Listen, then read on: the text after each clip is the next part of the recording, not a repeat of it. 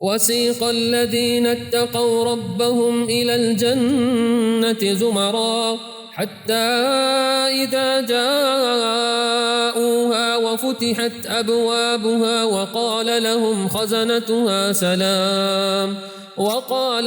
خزنتها سلام عليكم طبتم فادخلوها خالدين وقالوا الحمد لله الذي صدقنا وعده وأورثنا الأرض نتبوأ من الجنة حيث نشاء فنعم أجر العاملين وترى الملائكة